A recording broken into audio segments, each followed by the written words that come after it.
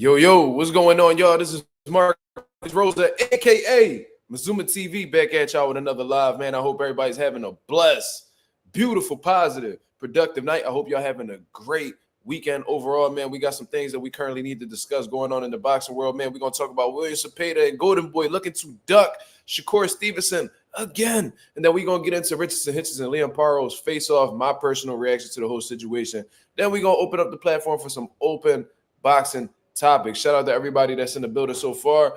I already see I got a comment on here by my boy Blunt Sports. He says, shaking my head. I blame you, Mark. Damn, what you blaming me for, bro? I can't stop these niggas from ducking, man. But I do call it like how I see it. You see what I'm saying? And I did say right after the fight with Tevin Farmer, William Zepeda, that Zepeda and his team was going to find a way to move around that Shakur Stevenson fight. Because I'm telling y'all, if somebody like Tevin Farmer is giving William Zepeda gas, I can only imagine what Shakur Stevenson would do to him. You feel what I'm saying? So this is something that I called out. I thought it was pretty obvious. And now, we got representatives over at Golden Boy saying how William Zepeda sustained a hand injury during the Tevin Farmer fight. And because of that, they looking to postpone the fight. They don't want the fight to happen in February. Blah, blah, blah, blah, blah, blah, blah. You feel what I'm saying? Take these motherfuckers to the promised land, man. This shit is absolutely ridiculous. I've been telling y'all, Golden Boy and William Zepeda don't want no motherfucking smoke with Shakur Stevenson. They know that style is nothing but trouble for them. Whether we talking about Coach Panda, the guy who, trains William Zepeda all the way down to Oscar De La Hoya, they don't want that fight at all. They pretty much getting their arm twisted by Turkey Al-Sheikh to make the fight happen. But the reality of the situation is that motherfucker William Zepeda just need to get the fuck up out of the mix and need to go right over to the promised land, cuz. You got to come down to the promised land, man. 235 acres. We farming our own chickens, homie. Thousands of chickens, thousands. Running around everywhere, quack, quack, quack. Talk about next level shit, homie. Hey, shout out to my boy Ross. You know what I'm saying? He letting niggas know where the motherfucking chickens is at. You know what I mean? Where the chickens quack. Need to go ahead and take his ass to the motherfucking promised land, man. I try to tell you motherfuckers, man. You see what I'm saying? But it is what it is, man. Shout out to everybody that's in the building so far, man. Blunt Sports, Coffee Plant says salute. What's going on, brother? Tom is right. He said, you see Hitchins with Najee. I only watched a little bit of it, man. I was prioritizing, the face-off that Matchroom just dropped between Liam Paro and Richardson Hitchins. I wanted to watch that first before I got into Najee's interview. But shout out to Cigar Talk for, giving us some quality content to talk about. You feel what I'm saying? Coffee Plant said he ducked the gun. What happened? Well, I'll just give you the details real quick, man. You know what I'm saying? Because I already told y'all, as soon as he came off of that tough fight with Tevin Farmer, I said they're going to use this as a way to completely avoid the Shakur Stevenson fight. Told y'all, you know what I'm saying? And best believe that's what they're doing. So I believe Eric Gomez, I think he's like one of the top guns over at Golden Boy Promotions and shit like that. I don't know exactly what his role is, but, he's a high-ranked, I guess, official you would call him at Golden Boy. And they was talking about how William Zepeda and Shakur Stevenson will not be taking place in February due to the fact that William Zepeda has sustained some type of hand injury in the Tevin Farmer fight, and they're looking to postpone it because that's a fight that William Zepeda wants. I don't know the severity of the hand injury, because for them to be looking to postpone the fight, when there's, let me see, December, January, February, when there's literally 3 months until the fight, it must be, it must be a pretty decent hand injury. You feel what I'm saying? But regardless, I'm not buying that shit, man. I don't think it's a hand injury at all. I remember the first excuse was that he was about to have a kid. You feel what I'm saying? So he wasn't available in September or October, but he ends up popping up in November. You know what I'm saying? And now the new excuse is that he has a hand injury. So I don't fucking know, bro. Listen, I think that from a stylistic matchup thing than anything, if you guys just retrace y'all steps, go back to the very beginning of the fight being talked about between Shakur and William Zepeda. It all started with, Oscar De La Hoya acting like he's optimistic about making the fight happen, but then he's trying to put certain stipulations for the fight to happen. oh, we like the Shakur versus Zepeda fight, but the fight only happens if Shakur Stevenson signs with Golden Boy. So that was the first one. Shakur did not sign with Golden Boy. He ended up signing with Matchroom. So then Oscar De La Hoya comes out and be like, oh, check this out, guys. William Zepeda is such a badass that he's ranked in every sanctioning body. And we will not be forced to, fight in this one sanctioning body when we can fight in all these other ones. So now they trying to front like they got some type of, power, fronting like, they like they the A side when it comes to Shakur Stevenson. Like they don't need Shakur. Shakur need them type shit. So once they get to talking like that, you already know what type time they on. You already know that they pussy. You know what I'm saying? Or they just really don't want that type of trouble right now. You feel what I'm saying? So, I guess when Turkey Al-Sheikh start twisting their arm, you know what I'm saying? Because you already know Oscar De La Hoya be kissing Turkey ass, behind the scenes and shit, just trying to keep Turkey on his good side so Turkey can keep cutting them fighters, them checks. You know what I'm saying? Because as long as, Turkey Al-Sheikh cutting these Golden Boy fighters checks, Oscar De La Hoya going to run his percentage and he, everybody happy at the end of the day, right? So, he was like, all right, man, like let's take a tune-up fight before the Shakur Stevenson fight. Let's fight somebody similar to Shakur Stevenson just to see where we at. Because in reality, they don't really trust, William Zepeda at this moment. They know that he has potential. They know that he's good, but they don't know how good he really is or how he goes up against the elite. So they took a little, I'm not going to say a safe tune-up because it was really a close call in reality, but, a notch down from Shakur Stevenson, who has, a somewhat similar style. And that's Tevin Farmer, a slick southpaw like Shakur Stevenson. They both southpaws, they both slick, and they have some elusiveness as well. I look at Tevin Farmer as a defensive specialist, more like, Shakur Stevenson. You feel what I'm saying? I do think that there's levels between Shakur and Tevin Farmer. I do think that Shakur is the better all-around fighter. I think his defense is better. I think he understands range better than Tev. I think he's better offensively than Tevin Farmer. You feel what I'm saying? I feel like he's just better. He's smarter than him. I just think that he's the better fighter all around the board. So I guess they wanted to see exactly, where they match up or where they fall in that situation. And, they slept on Tevin Farmer. Even Shakur underestimated Tevin Farmer for real. You know what I'm saying? He was like, yeah, Tev going, I got Shakur, Zepeda going to win, blah, blah, blah.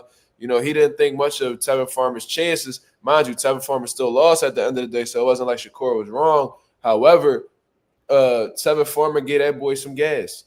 You feel what I'm saying? Definitely gave that boy some gas. He touched the earth, all types of shit. So, they left that bitch with a couple bumps and bruises, and now they looking at the Shakur Stevenson fight now. I was like, damn, we had trouble with a Tev. We know that Shakur Stevenson is a lot better than Tev, so we might be in over our heads. We might have to pump the brakes a little bit. You feel what I'm saying? Now, Oscar De La Hoya cannot, say that he wasn't thinking this at all, because look what he did with, Floyd Schofield. He literally was in that boxing ring and was like, yo, we're going to have to pump the brakes on Schofield. You know what I'm saying? So I know that Oscar De La Hoya has that mentality where it's like, if one of our fighters has a close call during the fight, we might have to fall back on them and, continue building them because they're not as ready as we believed they were. You feel what I'm saying? Shout out to everybody that's in the building. Hitchins told us to expect Tank and Shakur in 2025. I'm not really expecting anything. You know what I'm saying? I think that's what leads to disappointment. I feel like when we sit here and expect shit to happen, you know what I'm saying, and it doesn't, then we all upset. I'm on the type of time as a boxer fan now where I got to see it to believe it. So I'm not really going to – I feel like, expectation is one of the things that could really lead you to being a disappointed fan. So I'm not going to expect that. But if it does happen, I'll be extremely excited.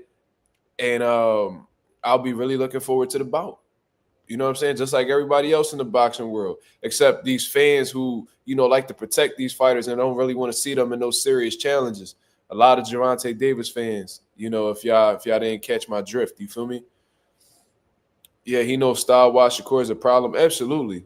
Everybody talks about that the high volume punching that Zepeda has, but what good is having a a 100-round drum on a motherfucking Uzi when you don't even know where your target is at. You feel what I'm saying? What good is that? You know what I'm saying? If you can't lock down that aim, you know what I'm saying? I really feel like Zepeda offense will be neutralized. I think that he'll be I think that Shakur will find a lot of mistakes, especially with his hands actually not being not being injured or anything like that. I think that'll allow Shakur to let his hands go more. I think he'll make Zepeda pay for his mistakes more than the Tevin would. Because I do think that offensively he's better than Tevin Farmer. I think he'll expose him, man. So it sound good when you got the gas tank to throw 100 punches around. That sound good, but Zepeda throws 100 punches around with targets that he doesn't have trouble finding. He's gonna have trouble finding Shakur Stevenson, and with him having trouble finding Shakur Stevenson, I think that he will resort to being gun shy several moments throughout the fight. That's just my personal opinion. You feel what I'm saying? Rouse said Oscar not ready to cash Zepeda out yet. He still wants to make money off of Zepeda. They know Shakur embarrasses him. Absolutely. You know what I'm saying? When you put so much money into a fighter and, there's a dangerous fight presented to you where, it may possibly fuck up your investment, it's definitely going to make you step back and analyze things. And, I think that in all honesty, Zepeda, Oscar wants Zepeda to have the best option possible to win a world title. You feel what I'm saying? So there's been this rumor going around. Floyd Schofield and them been saying it that Tank might vacate his title and shit like that. And I'm sure Zepeda's ranked in the WBA.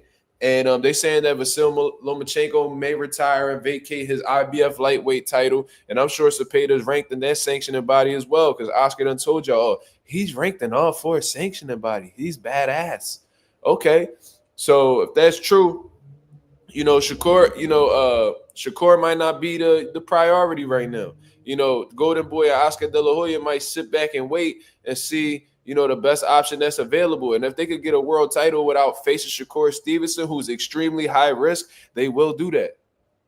And although that might not be beneficial to boxing fans or it might fuck boxing fans over, I guess that makes the best business sense to them, because this is the thing. If they sit back, avoid, if they don't want to fight Shakur, because it's not like Zepeda's a champion or anything, so he's not obligated to fight anybody. If anything, if he were to push it, these champions will be obligated to face him. Contenders are not, obligated to face any champion, but the champions are obligated to face the contenders once they're in a certain position, right? So, Zepeda could just fall back and keep stacking his chips.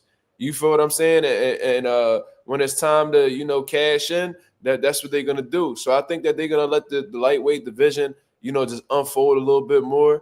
And once the easiest opportunity presents itself, they'll be looking to finesse. You feel what I'm saying? But I told y'all, man, as soon as that Tevin Farmer Zepeda fight happened, I said they're not going to fight Shakur. They're going to find a way to avoid Shakur. If they're having trouble with this Tevin Farmer, who's not even a lightweight in reality, I can only imagine what Shakur going to do to him. You feel what I'm saying? Appreciate you too, Thomas. Salute. We thought Tank versus Shakur in 2024. It could have easily happened in 2024, people. That's what people don't really understand. Like, this could have been a thing. This fight could have been done. We could have been talking about a rematch at this point. You feel what I'm saying? But, it is what it is. Niggas be on their own type of time. And, like I said, boxing fans are the most disrespected fans in the sport of boxing. I mean, in sports, period. And we get shit whenever they feel like it, not when we demand it. That's just, how boxing fans get treated nowadays. Even though we're the ones that put them, in position to make millions, even though we're the ones who, put them in position to be stars and shit like that, we get disrespected left and right. It is what it is. These fans be cool with it. You feel what I'm saying? Hitchins said he wants T.O. after Paro. Well, he need to make sure that he get past Paro in reality. But, Sam Seals, what's going on, brother? I got right into the boxing talk, man. I just wanted to say this. I had an amateur bout with one of my guys, earlier today. Shout out to my boy Pierre Connor. You know what I'm saying? Got his first victory. You know, in boxing, he comes from a Muay Thai slash MMA background. You feel what I'm saying? He had his first amateur boxing event. You know, he reached out to me a few months ago, said that he was plotting on, you know, fighting on this date. I said, yo, I'm willing to take on the challenge. You know what I'm saying? So there was some things I had to change up about his style and shit like that. And, you know, really trying to figure out who he is as a fighter. You know, I got him some great sparring.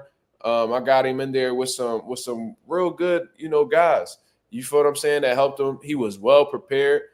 And you know, they streamed the fight. You know, I got the whole fight, man. It was a good, you know, and plus he was 300. You know what I'm saying? He was 300 pounds. We got him down to 270 from what I believe.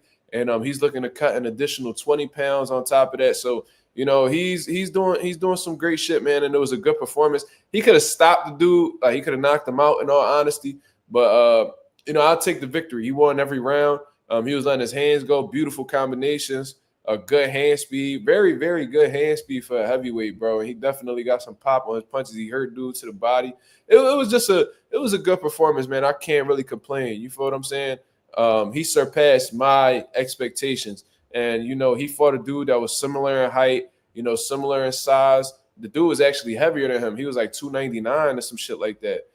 And Pierre was like 270. You feel what I'm saying? I believe he was 270. So yeah, man. So congratulations to Pierre Connor, bro. I'm looking forward to, you know, working with you in the future. And shit, whenever you ready to take on another challenge, I'm right here with you, brother. You feel what I'm saying? But let me check these likes before I get into this, because I already spoke about Zepeda and Golden Boy a little bit. You feel what I'm saying? Let me see what's going on. Let me see what's going on. We got 10 likes in the building with 15 people in here. Let's get the likes up, y'all. Let's get these likes up, man. And we about to hit that 2,400 mark, man. You know, I set that out as a goal to, you know, obtain by the end of December. Seems like we gonna hit that shit, you know, probably by the end of, you know, this new week coming up. You feel me? So shout out to the nation and the mob, man. I appreciate you guys, man. This shit, you know, the support is unreal. You feel me? But yeah, man. So long story short, like I told y'all guys, them posters hard. Yeah, it's a little bit of I got that off Pinterest, bro. Abstract art. You feel me? So I got the abstract art off of Pinterest. They got a little website. You pay them like $8 to $10 or whatever. They send you PDFs. And then what I did was I sent them PDFs over to CVS. I got them made as like glossy posters. Went on Amazon, bought some frames. You feel what I'm saying? Put them in the frames. And I got lights. Let me see if I could. Let me see something real quick. I'll show you. I need something. So that, you know, I see how I turn the light on, and then I got the art lights right here, and they can change the different colors and shit. See, we got two different modes. So that's like the yellow light, white light, and then it turns off. You feel me? So yeah, I just want to, you know, my crib was really lacking decorations. You feel me? So I was like, fuck it. My girl inspired that shit though. I ain't gonna lie. You know, girls be the ones that like to decorate the crib and make shit look all nice.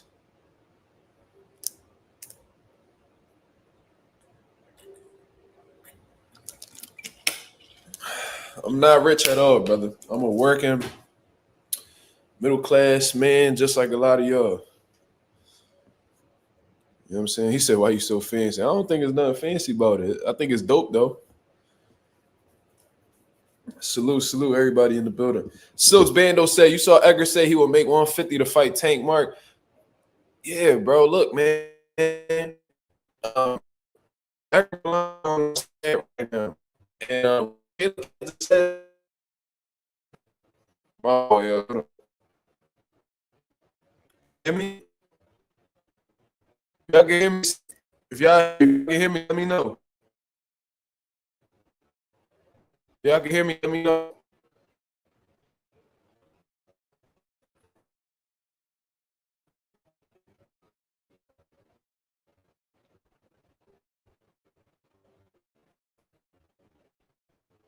Can y'all hear me? Yes or no?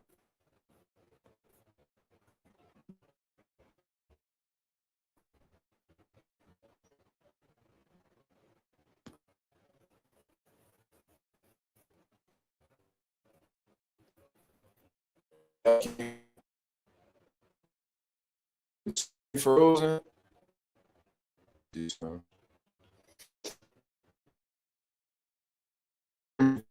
With the screen frozen. I don't know what the fuck going on.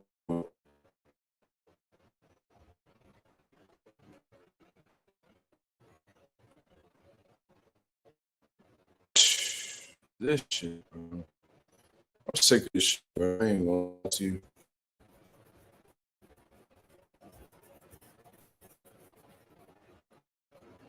I'll be right back.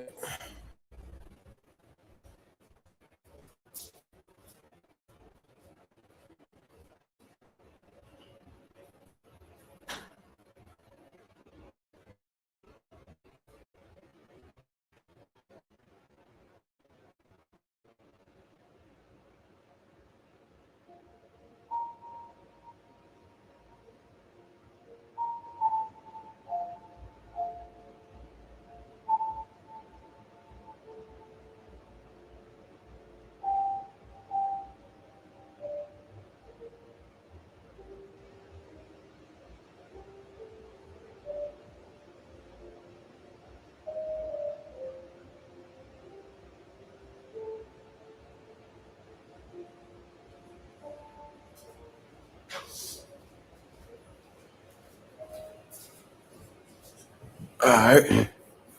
Said Simba Simba ate the wires, nigga? Nah, not at all. Simba in his room right.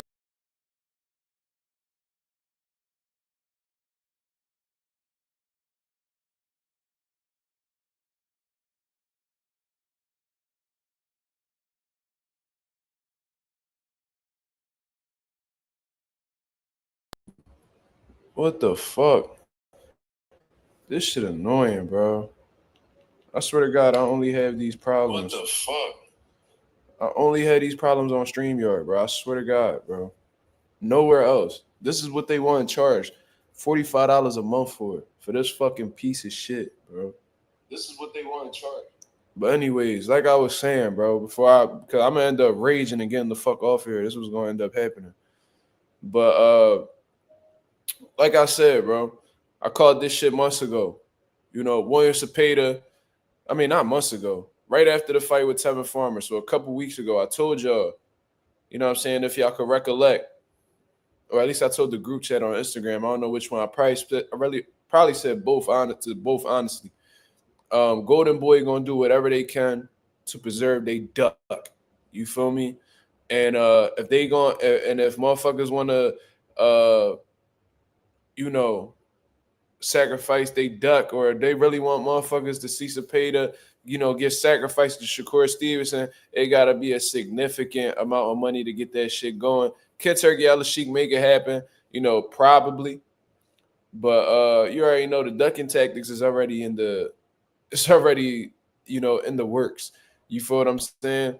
This is what these guys do to protect their investments. Sebastian Fundora, the same shit just happened with him. Samson Lukowitz and all of them, they lied.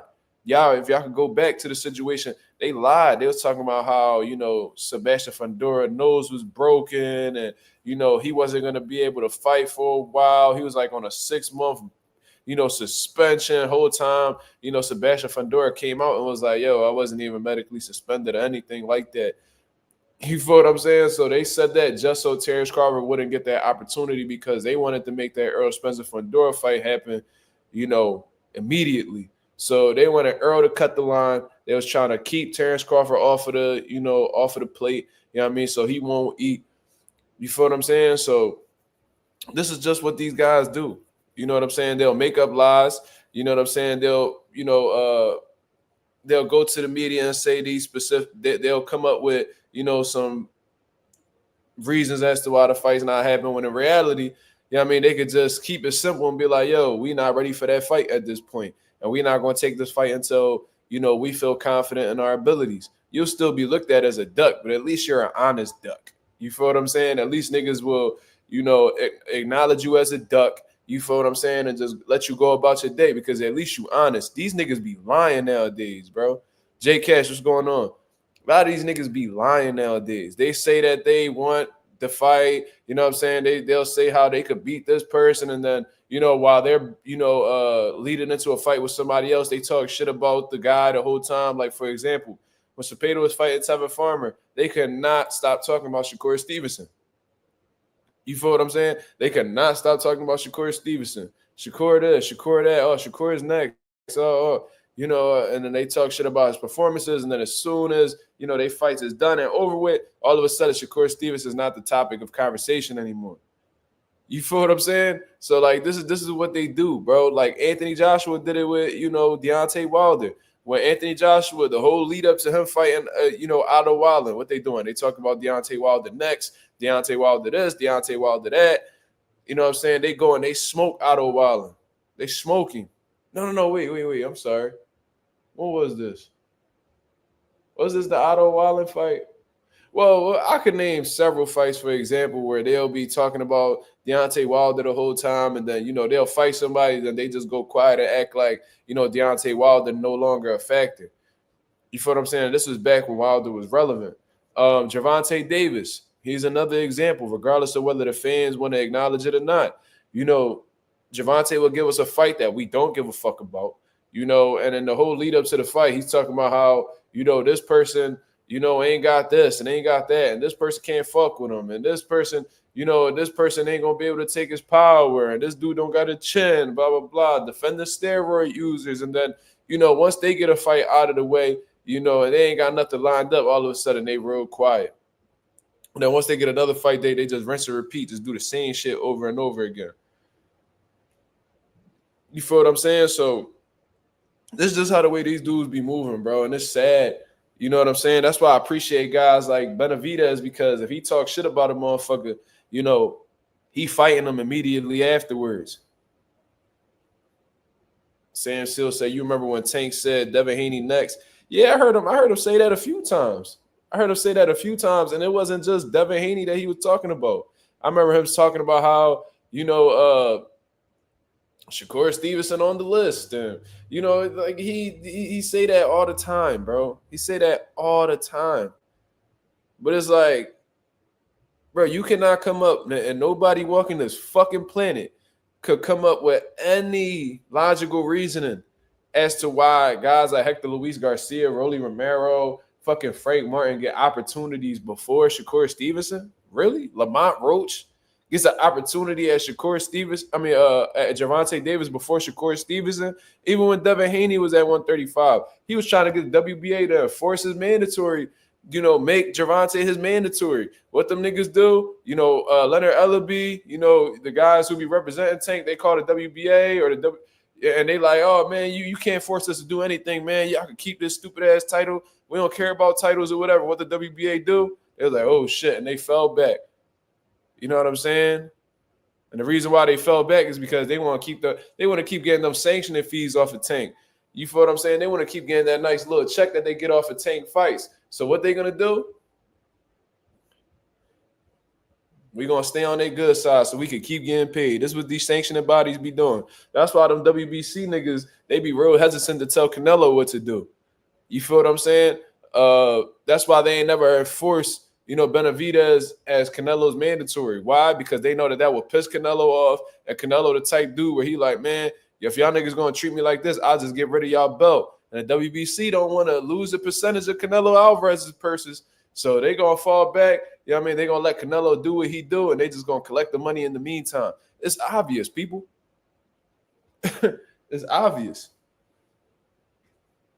How much the belt get from Tank, I don't know, because what a lot of sanctioning bodies don't tell you is that, you know, their percentages are negotiable, but standard percentages, I believe, is like 3%. You feel what I'm saying? And that's why they create so many different versions of these belts, because the more belts they create and the more the more guys that grab these belts, the more sanctioning fees they get. You feel what I'm saying? So it's like, if you got two belts and you get 3%, if you got two belts in each division, I don't know how many divisions there are in boxing: 105, 108, 112, 115, 118, 122, 126, 130, 135, 140, 47, 54, 60, 68, 75 cruiser, heavyweight. So I think I just named like 17 divisions. So, and we got 17 people in the building. Hit the motherfucking like button, man. So if you got 2 belts in every weight division, 17 divisions, that's 34 belts. You getting sanctioning fees as long as they, none of these belts are vacant. You getting 34 sanctioning fees from 34 different fighters. 17 divisions? That was like 8. What you mean that was like 8? I said 105, 108, 112, 115, 118, 122, 126, 130, 135, 140, that's 10, 147, 154, 160, 168, 175, cruiserweight, heavyweight. I just named 17 divisions. You feel what I'm saying? So, like I said, if the WBA has 2 belts at every, weight division, you feel what I'm saying? That's 34 titles. And if they all being, occupied, every person that holds a belt, they need to pay a percentage. They need to pay them for, and I always thought that shit was ironic. We walking around carrying your belt and shit, and we got to pay you. Nigga, you should be paying us for us representing you. But regardless, they just getting their money just like just like everybody else. But if they could come out with a WBA youth title and a WBA gold title, WBA silver, now you creating a variety of different belts that you could put into these weight classes to give you even more sanctioning fees. Bro, if I'm out here, if I'm a star, right? This is what I'm saying, Coffee Plant. Yeah, you should be paying the fighters. And this is why I say this, because the sanctioning bodies don't make the fighters. The fighters make the sanctioning bodies. It's really that simple. But at the same time, these world titles that these fighters got definitely put them in position to make more money. So I guess it is a fair exchange if we being real.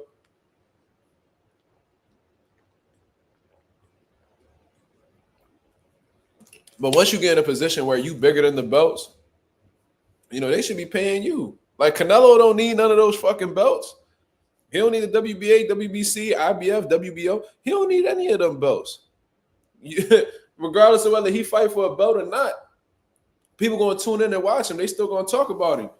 You feel what I'm saying? So they should be paying him. If he going around waving these motherfucking belts and giving them exposure while millions of people is watching shit, I'm advertising you. You should be paying me.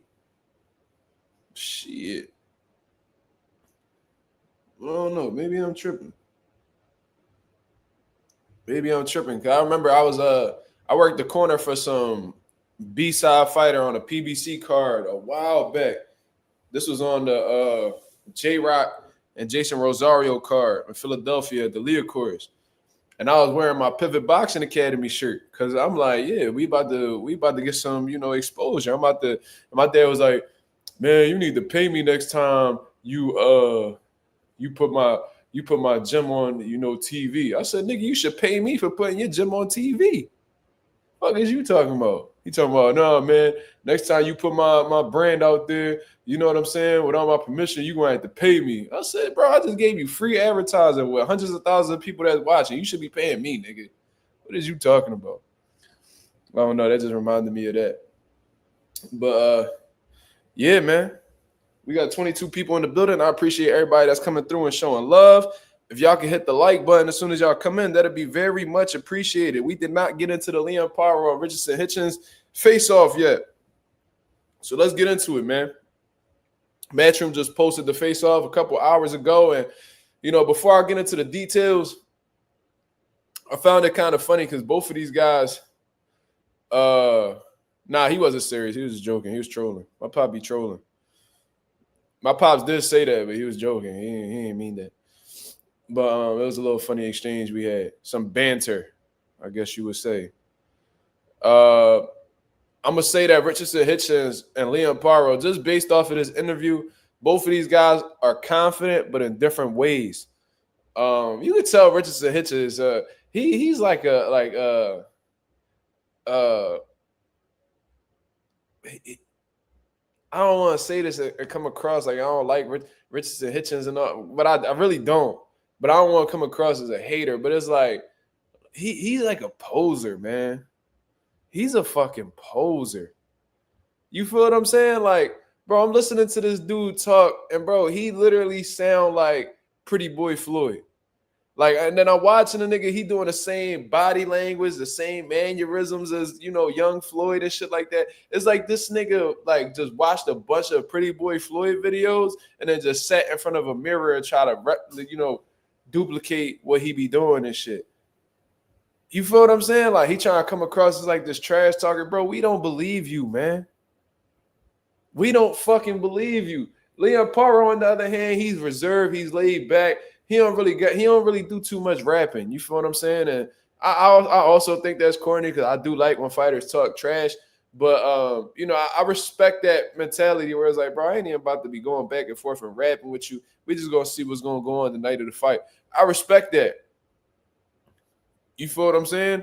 Richardson Hitchins, on the other hand, bro, it's like he coming across as like this, like he talking like he the big dog and shit. And I guess that's a good mentality to have, especially when you are, getting your first title shot and shit like that. You don't want to come across as if like you some, regular contender. You want to come across like you a big dog and you supposed to be here and you gonna come out victorious. I appreciate that. I appreciate that mindset that Hitchins has, but let me see. Knockout Boxer 86 TV. He says Hitchins talking a lot for a fighter that's about to be on his bike the first time Paro lands cleanly. Ooh wee.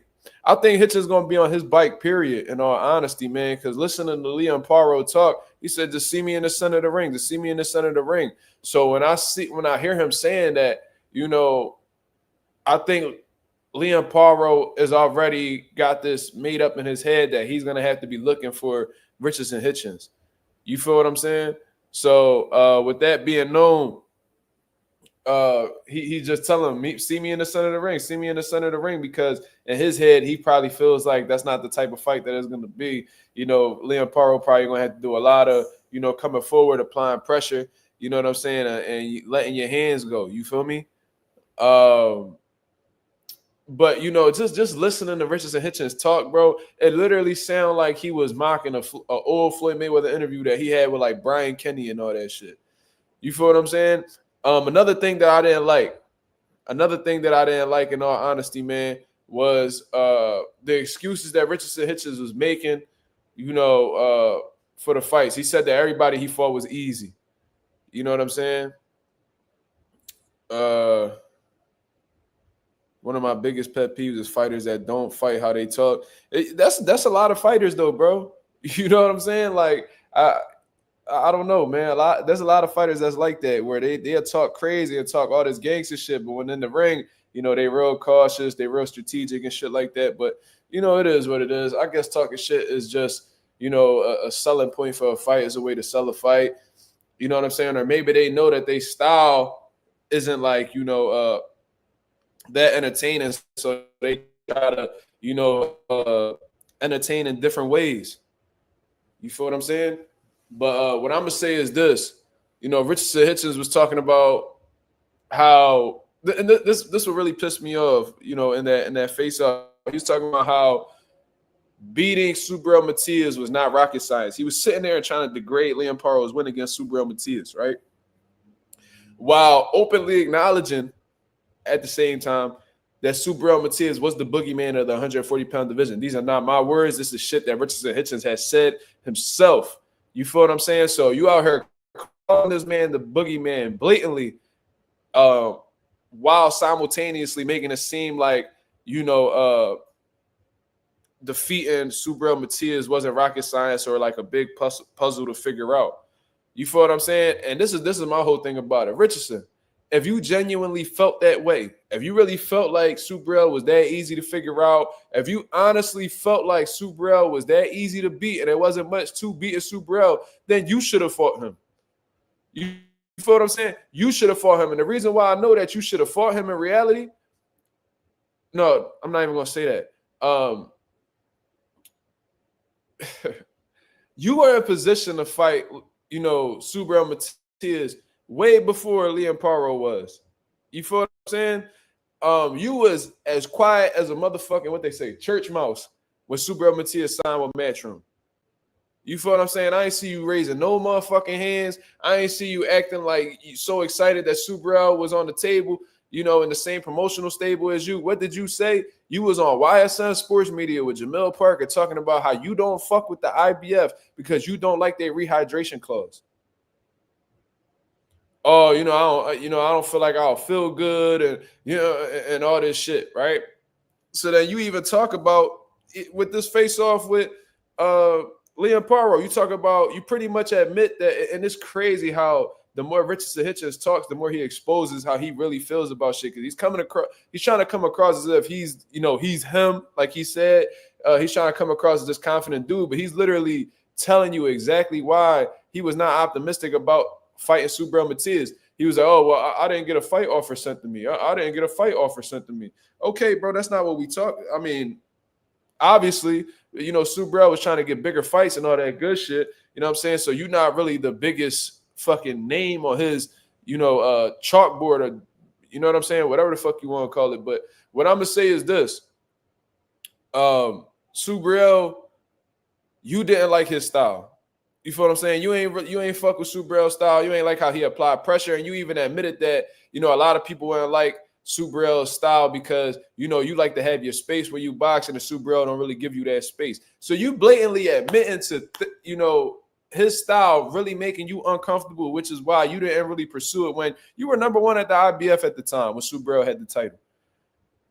You feel what I'm saying? So I just didn't like how you openly admitting to Subriel being the boogeyman, his style being uncomfortable and all this shit, while you saying all this good shit about Subriel, then at the same time trying to degrade Liam Paro's victory over Subriel and say how it wasn't rocket science behind beating him.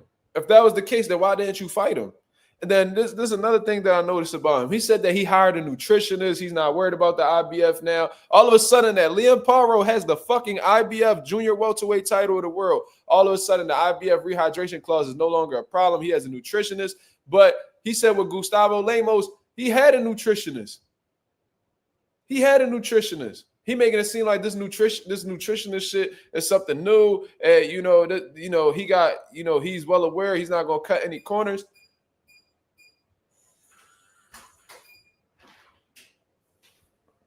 Hey, so you doing this right here? You said you had a nutritionist for the Lemos fight, but you said that you didn't listen to your nutritionist. What the fuck is the point of hiring somebody to do a specific job for you?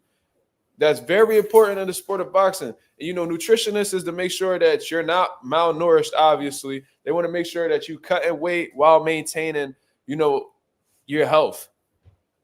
You feel what I'm saying? So you went and said that you hired a nutritionist. You paid. So if you hired them, that equates to you paying them. And with Gustavo, you didn't listen to your nutritionist. So what the fuck did you pay him for? What are you paying people for if you're not going to let them do their job? You feel what I'm saying? So I see right through Richardson Hitchins' bullshit, in all honesty, man. That man, he's a walking contradiction, bro.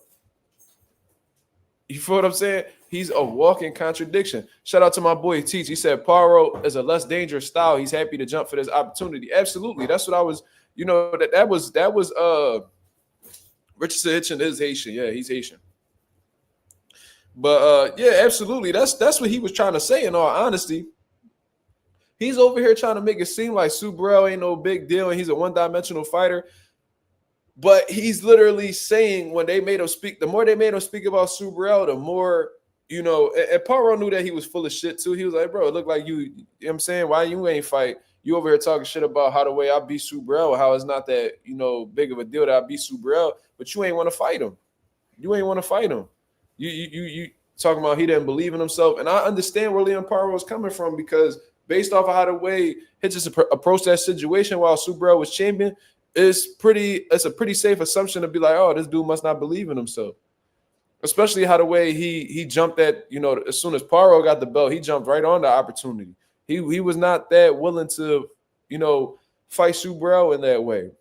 Like I said, when he signed with Matchroom, when Subrel was temporarily signed with Matchroom, Hitchins was nowhere to be found, jumping for joy or, calling for that fight. I've heard Hitchins call out. I heard Hitchins call out several fighters. It was pretty aggressive with his call outs. Never seen that with Subrel Matias, bro. Never. And Leon Paro called him out for it. And, at the end of the day, it is what it is, bro. I didn't really understand that whole face-off. You tell it, you giving the people every reason why Subrel was a threat to you.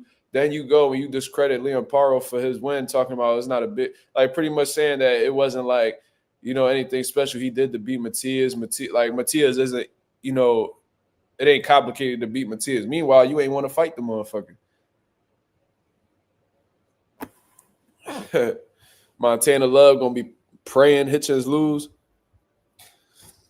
Man, Montana Love is way behind Hitchins now. Hitchins was calling them out when they was like, when Montana Love had a little bit of momentum. That momentum completely faded out on Montana Love part. He had intentions of fighting Devin Haney since he was ranked there too. Yeah, he was saying how he was ranked in the WBC and the IBF. Yeah, I did see that. Montana should fight Kambosos next. That's actually a good fight. And from what I understand, Montana's still with Matchroom, so that could definitely happen. That's not a bad fight. That's a winnable fight for Kambosos for real. That'd be a good win to, get him back in the mix. But the problem is, I really don't want Kambosos to fight Leon Paro. Unless Leon Paro loses, let's say Leon Paro beats Hitchins some way, somehow. Because I don't think he is, but let's say he does. I don't want to see Kambosos in an opportunity where he's fighting for the IBF, junior welterweight title. I don't want to see that. I don't really feel like Kambosos is deserving of that. He just got stopped in his last fight. So he's going to fight Montana Love, possibly beat him. Like, hypothetically speaking, he beats Montana Love, then he gets a title shot at 140? Nah. I feel like the Paro and Kambosos fight only makes sense if Paro comes up short, loses to Richardson Hitchins. You feel what I'm saying? Teach says Montana will beat Kambosos, in my opinion. Montana has good footwork. Kambosos can't deal with. I think I feel like Montana's pretty inconsistent with his footwork, in all honesty. I think that Kambosos, with his experience at a high level, Kambosos got some skills. You feel what I'm saying? I just think that he's been in there with guys who were just his superior. You know what I'm saying? Like Devin Haney, he's an elite level fighter. Lomachenko, he's been an elite level fighter ever since he made his pro debut, essentially. So I just think he was just in there with, bigger dogs. You feel me? But I do feel like Kambosos is, better than Montana Love, in my opinion. I haven't seen anything that Montana Love has done that has made me think that, he was elite. Said, do I want to see T.O. get his get back? Man, look, I don't give a fuck about what T.O. does in his career. You know what I'm saying? Like, it wouldn't affect me no way if, let's say he rematched Kambosos and he loses to Kambosos again. It wouldn't affect me no way because I don't support Teofimo Lopez. And in all honesty, I wouldn't give a fuck to see him really fight anybody. You know what I'm saying? Unless I know that person will absolutely spark him. Like if he were to fight Crawford, I would be excited for that fight for T.O. because I know T.O. gonna get fucking stopped. You feel me? But I don't really care for T.O. to get any type of get back. You know what I'm saying? But if they were to fight, I definitely watch because, they got history. The first fight was a good fight. And, we'll see where T.O.'s mindset is at. Did he learn anything from that first loss? Whatever the case is, you know what I'm saying? We'll see. But on some real shit, like if we being honest, if Kambosos and T.O. fight, I'd probably be rooting for Kambosos, bro. I don't even fuck with Kambosos. But I really don't like T.O. You feel what I'm saying? He disrespected my people. You're that them little racist comments he been putting out here and shit like that. Elite black boy and that monkey in the bananas comments, and he's just a very unlikable person, bro. I really don't like T.O. at all. So I'll probably be rooting for Cambosis to fuck T.O. up again, in all honesty, bro. And I'll be rooting for Cambosis' dad to slap the dog shit out of T.O. dad. Because T.O. dad need a good smack once in a while. When niggas get smacked and shit, they be humble for a certain amount of time. Then they forget about that situation. Then they don't want to be cocky again. T.O. Senior, one of them niggas that got to get smacked around, to be reminded that he pussy. You feel me? Because some niggas forget that shit.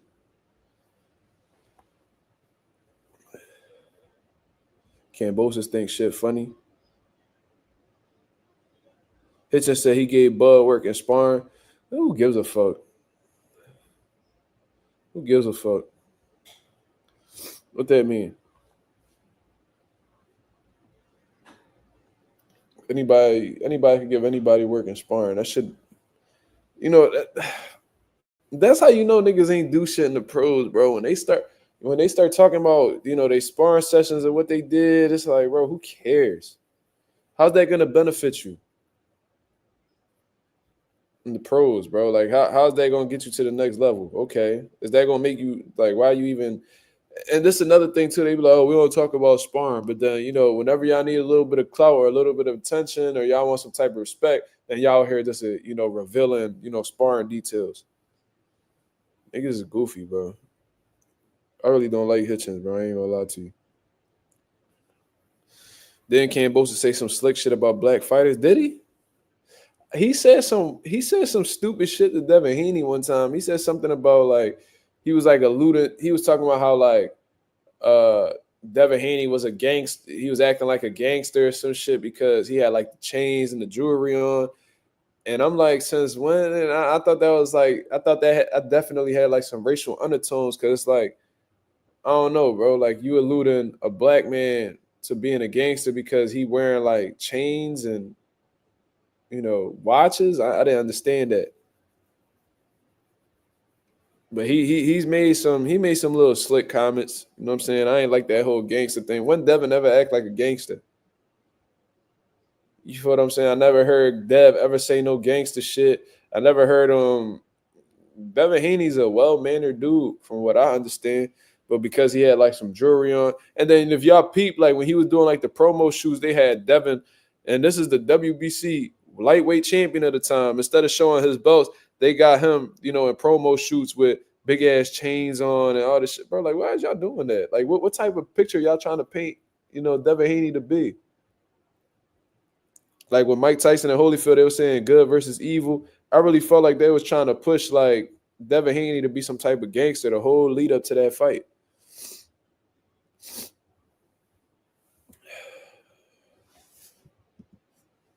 Let me see this real quick. Hold on. Apparently his wife has some African ancestry, black or something. That shit don't mean nothing, bro. And I'm not saying Cambosa is a racist, but I hate when people, and I'm not saying you doing this, but, they be like, oh, he cannot hate black people. His wife is black. So the fuck what? You know what them slave masters was doing to them women, back in the days, bro?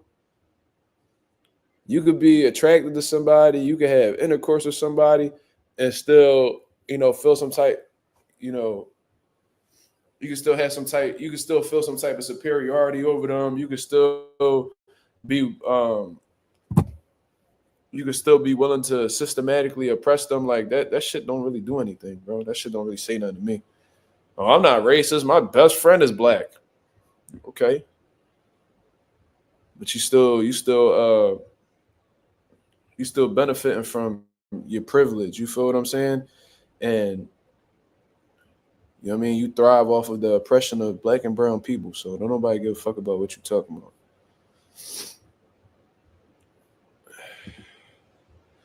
Thomas Wright said Derek Chisora versus Big Baby Miller being finalized. My question is, why is Chisora stay finessing bags?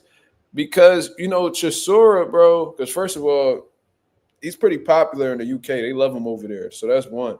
So as long as, he's loved by the people, they'll keep putting him in positions to fight because he's going to sell tickets. The second thing, he makes fights just competitive enough for people to continuously want to see him. So he might lose a majority of these fights, but because he might give them a good run for their money, they still look at him as game. You feel what I'm saying? So his fan base, along with him making fights slightly competitive or whatever the case is, just being game the entire time, they gonna keep requesting him. Chisora got a terrible record, bro. Do I like Chisora? I like his mentality.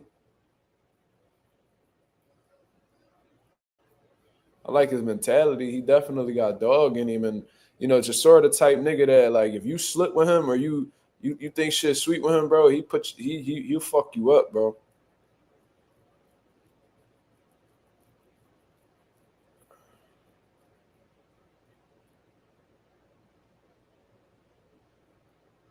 Wait, what? What's going on?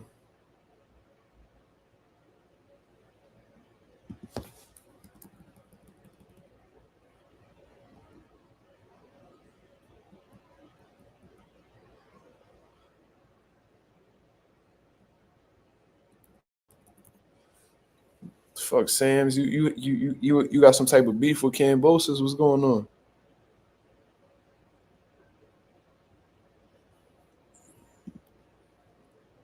Does he really have a terrible record? Who are the good names he actually beat? Joe Joyce? I don't think Chisora beat Joe Joyce. Derek Chisora, what I'm saying is he got a lot of losses. But Chisora done fought everybody, especially from the UK, the UK scene. So his record is 35-13. He's been stopped 4 times. So because he's durable as well, that's definitely why they keep giving him opportunities. Oh shit, he did beat Joe Joyce. I forgot about that. Yeah, he did beat Joe Joyce. Yeah. Damn, that shit went under the radar for sure. Damn, that's what I was saying. Joyce need to hang that shit up. If you losing a motherfucking Derek Chisora, bro, Zhang destroyed Joe Joyce, man. That's crazy. That's crazy. I don't know how I forgot about that shit because I was watching that shit too.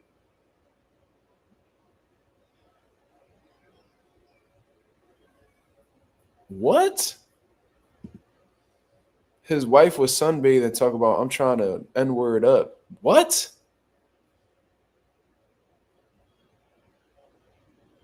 I never heard that. What the fuck?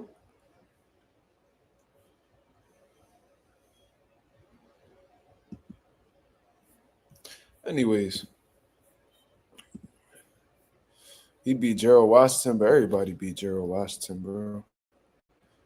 Cool, Brett. Pull up. Yeah, Chisora game. You don't know if you fucking around and you know what you doing in there, bro. His resume crazy, bro. Joe Joyce, Gerald Washington, Tyson. He fought Tyson Fury 3 times. Kubrat Pulev, Joseph Parker twice. Usyk. He sparked David Price. I remember that. Artur Spielka. He knocked out Spielka. Dillian White, Carlos Takam, Caballero.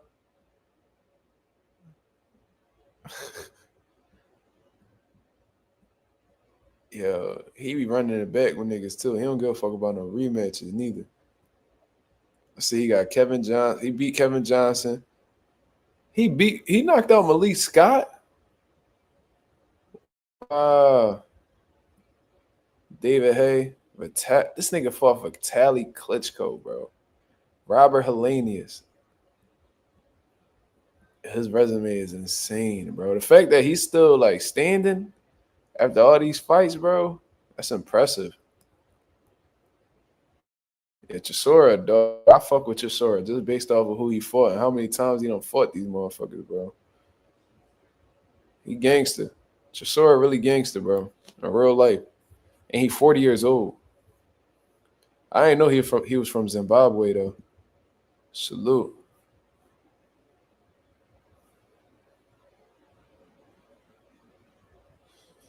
Yeah, Malik Scott he was 35-0. Malik Scott was 35-0, and Chisora sparked him. Damn. Did he get KO'd in his tough fights? Chisora got stopped by He got stopped by Tyson Fury. He got stopped by Dillian White. Let me see. Tyson Fury made him retire in his corner, and he got knocked out by David Haye. So I think those are all his knockout losses right there. So he got stopped twice by Tyson Fury, David Haye, and Dillian White. He a dog though. He a fucking dog. I respect Chisora, bro.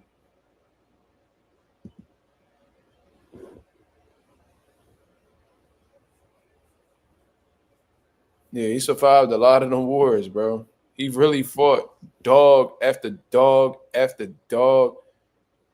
He even beat some niggas too. His knockout ratio not bad. 35 wins, 23 KOs. So he definitely got some pop. And he an undersized heavyweight for real, for real. He only 6'1".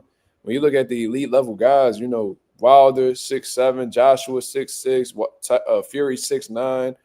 You know, I think like Bacoli like 6'6". You feel what I'm saying? So Joseph Parker, like what? Joseph Parker gotta be like, he definitely not that short. He probably like 6'5", 6'4". You feel what I'm saying? UK really own the heavyweight division. Yeah, bro. Look, man, like the UK and the US is different in terms of like, the sports that they fuck with the most. I heard and I know, and I personally work with somebody who, he's from the UK. He said that it's soccer and then it's boxing. Like those are the two biggest sports. They fuck with darts and cricket and shit like that. But it's like soccer and then boxing. So a lot more people, because boxing is such a popular sport, more people, more of the athletes over there is going to partake in, boxing. In the US is like baseball, basketball, fucking football, basketball, baseball, all this shit. You know what I'm saying? And then like boxing is not in the top 3, probably not even in the top 5, if we being honest. So, the real athletes that we got in America, you know what I mean? They not really worried about boxing. They going down different avenues. These athletes because we got phenomenal athletes in the US, they resorting to other sports. They going to basketball, they going to football. So I feel like the UK has a bigger, talent pool for like heavyweights and shit like that because boxing is more relevant over there. There's other sports and the US that's more relevant or more popular than boxing. So the athletes that we have, they just resort to playing different sports. You feel what I'm saying? Like, if boxing was the number one sport, who fucking knows? LeBron probably would have came to boxing. A lot of these phenomenal athletes that we have, they could have went to boxing. Who knows how the fuck the landscape of boxing would have been if, the phenomenal athletes that's in different, sports came to boxing. LeBron in boxing would have been nuts, bro. His athleticism and all that shit, 6'8", 6'9", would have been crazy. Zion, I feel like he's a bit undisciplined, honestly, but yeah, he's a phenomenal athlete too. Or like Tyreek Hill, imagine him. Saquon Barkley.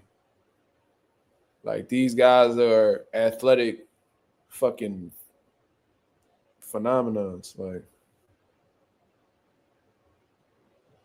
LeBron will remind me of a Wilder, all right hand, no technique. Damn, why you assuming LeBron like that? Shaq at heavy, that'd have been crazy. Shaq don't really box niggas though. Like Shaq had this TV show called Shaq Versus. He boxed De La Hoya and he boxed Shane Mosley.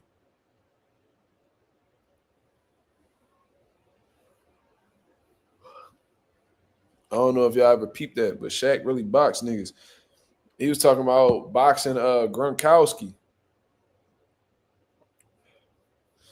Denitric Banner with the $2 super chat. Salute my brother. He said, a fight week for Africa versus Liam. I got Africa. Salute my brother. I think Africa gonna pull it off too. I ain't gonna lie to you. I think Hitchins gonna outbox Liam Paro. Something just tells me that.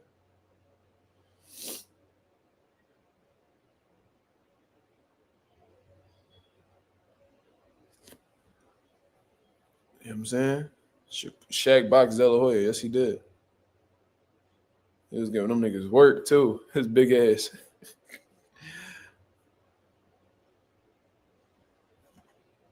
That's in like another week though. It's not fight week. Yeah, Banner. I was gonna say that I got distracted in my text. But yeah, it's not fight week for Africa and Paro yet. You gotta be a little patient, my brother. Here you go with this Slim versus Gibbs shit, bro. You know that shit pissed me off, and you keep talking about it. Cut it out, man. Don't give a fuck about them dudes.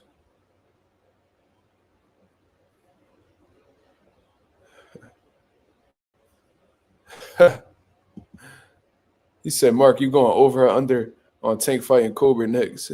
I ain't even going to answer that, bro. No fucking way.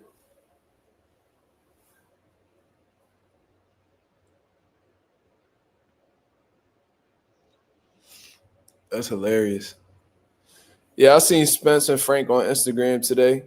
I don't know exactly. It sounds like I'm just guessing. I don't know where they at, but the way that the people were talking, because I seen that Earl Spence had like people cooking fish and all that.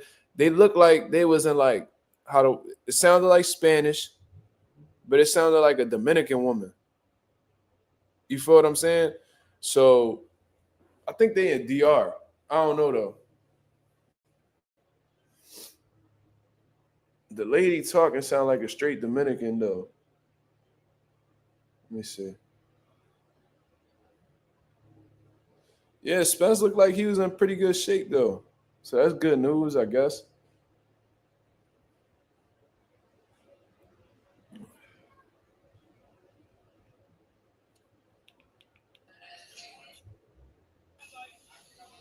See, like they Mama cooking it up. That's my ugly shame because Dominicano, see, he just said that. So they probably in DR for real. Yeah, Spence look like he in good shape though.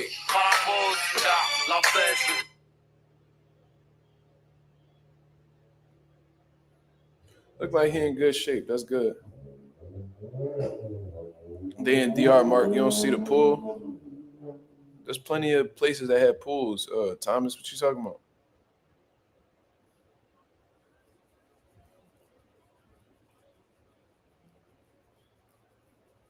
Bill said in a Vlad interview, Dev is playing in the fight in January or February. Yeah, I seen that too, Silks. I was watching them, Jones. I seen Bill Haney did an interview on 78 Sports TV too. So Bill Haney back talking. So I let you know they got something in the works. They cooking up something for sure. Devin Haney will be back ASAP. Denitric Banner with another $2 super chat. He said, yeah, I meant next week. Super chats be messing up. Salute, my brother. I get you. Regardless, you straight, man. You think Hitchins going to win? I think he got a good chance just from a stylistic standpoint.